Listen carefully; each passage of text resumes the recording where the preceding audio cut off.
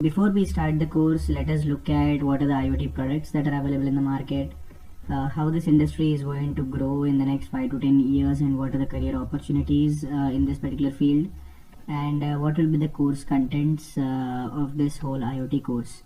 So starting with the IoT products, so we are going to concentrate on the few widely available products in the market. So the first product out of that is the Wi-Fi based light bulb, and this particular product is available on a lot of online platforms as well as on the offline platforms. So you'll be able to connect this particular device with your Wi-Fi, and then you'll be able to switch it on and switch it off using a mobile app. So apart from that, you also have certain options where you can control the intensity of that particular light, and you can change the color of a particular light bulb, and all this thing can be done through your app.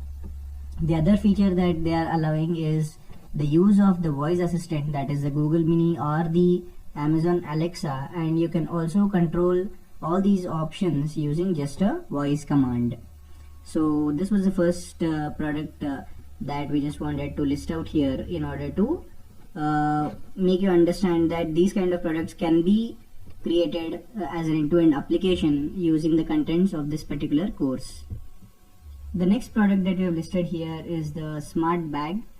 So this particular product comes with a lot of variations. So in some of the products you can have like a robotic application where the bag will automatically move from one place to another place, and without any need to pull the bag.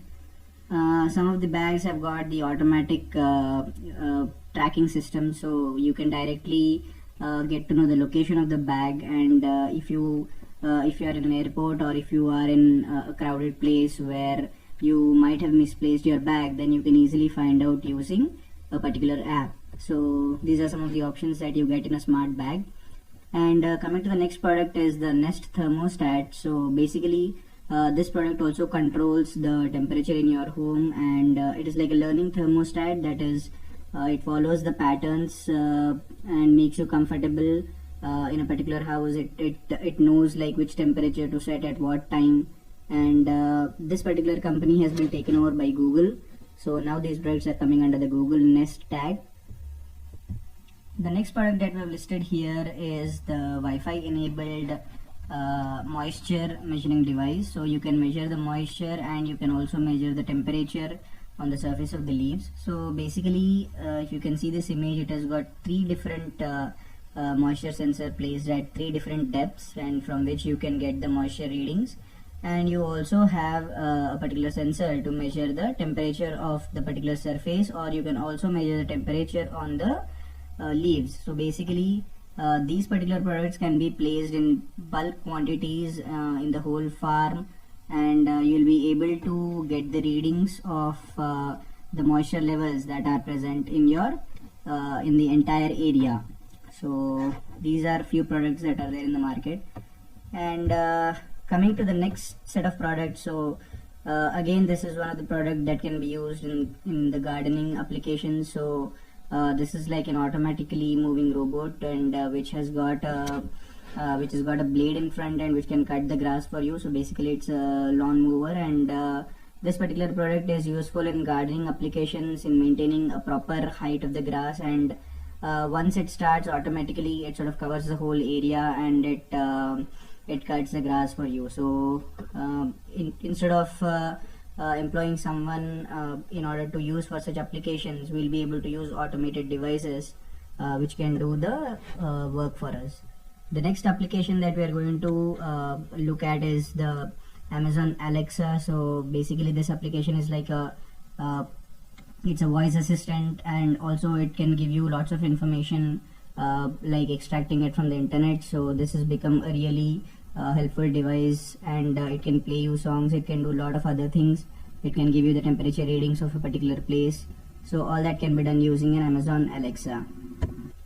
The next product that we are going to take a look at is the MI camera. So basically this is a security camera with which you can do live streaming, and you'll be able to store that data in the SD card. But along with that, you also get an option of a motion detector, that is if you don't want a 24-hour surveillance, then you can just store those clips where the camera has detected motion, and this particular thing is done inbuilt by this camera. So you can just view those clippings where it has detected motion, and you can see if anyone has entered into your premises.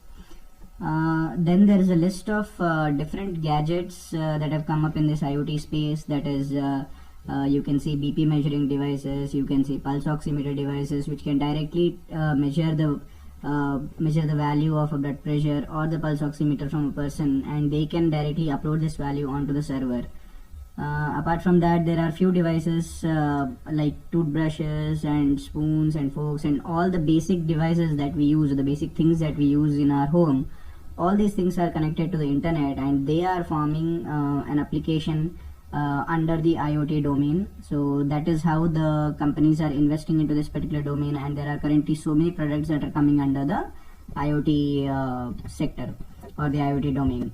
So the next thing that we are going to discuss is how this market is going to grow in terms of the number of devices and also in terms of the financial market. So this is these are two different surveys that were done, and if you can see, the growth is exponential in both of the cases, and till 2025 or even after that, this particular industry is going to grow at a very rapid rate. And it just started like 5 to 6 years ago, and now already like there are a lot of products in the market, and it is continuously growing, and we can expect somewhere around 50 billion devices once we go till 2025. So that is what is the expectation that is coming out of these statistics.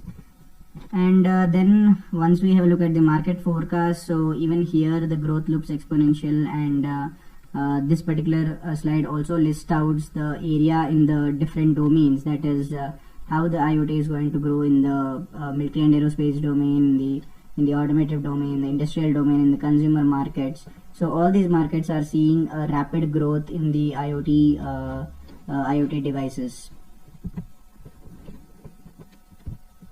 Now looking at who can do this course, so basically we have listed out a few things, but majorly like this course can be beneficial to the students who are studying in their engineering and who have completed their engineering in the bachelor's or even in the master's. So whoever are studying in the domains related to electronics, electrical and the computer science, so you will be able to learn a lot from this course, because this is like a practical course, and you will learn a few programming languages, and you will learn a lot about internet servers and how you can transfer the data from a particular device onto the server. So all these things will be discussed in great detail, and currently like whoever are working on these IoT products, they are expected that these things are known to the people who join in their company. So this course is going to be really helpful for you. And coming to the hobbies or the people who are not under these domains but you want to learn in IoT, and if you want to integrate your own applications with the IoT, then also you will be able to attend this course. So just another note here is that this course requires no prerequisites. That is, you need not have a background of programming, or you need not know anything about the hardware. But we will be dealing everything from the basics. So we have a couple of programming languages also included in this course, and all those things will be started from the basics. So even if you don't have any prior knowledge in the programming part, or even on the basics of electronics or how these sensors work, so that is not going to be much of a difference, because we are going to cover everything from the beginning. So that way anyone will be able to start this course, and you'll be able to understand everything whatever we are discussing. So just to discuss the course contents, that is we have just listed out the theory and practical sessions. So if you can see, the first chapter is going to be a theoretical session. That is, in this chapter we are going to introduce just the terms that are used in IoT, what are the nodes and what are the gateways and wireless sensor networks and different topics related to that. And from the next chapter onwards, basically it's going to be a mix of theory and a practical session. So we are going to configure an Amazon AWS EC2 instance, and you will be also doing it on your end. And then we are going to start the Linux commands, because the operating system that we have in the Amazon AWS is a Linux operating system. So we'll see some basic Linux commands, and then we'll see the Python language, that too from the basics. Even those who don't have much of a understanding on the Python language currently, You'll also be able to do the course, and you'll be able to learn the Python language, because we are taking it from the basics. And then we'll be concentrating on some end-to-end applications and seeing how to upload the data onto the ThinkSpeak and the Firebase servers. And also we'll discuss very important things, that is the HTTP GET and POST methods and the MQTT protocol, which is very widely used in all these IoT products. And then we'll go over the Node-RED basics, and how to integrate a particular Node-RED model that you've created with your end-to-end application. And after discussing all these concepts, we are also going to present a couple of applications based on the IoT domain, and using all these concepts and how to integrate an end-to-end product. So that is what we are going to learn during this course. So I hope you understand the course properly,